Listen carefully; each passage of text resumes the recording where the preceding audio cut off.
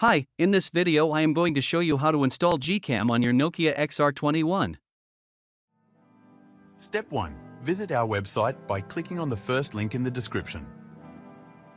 Step 2. On our website, go to the download section and download GCam APK file. Step 3. Go to video instruction section on our website. There you will find step-by-step guide on how to install that GCam APK.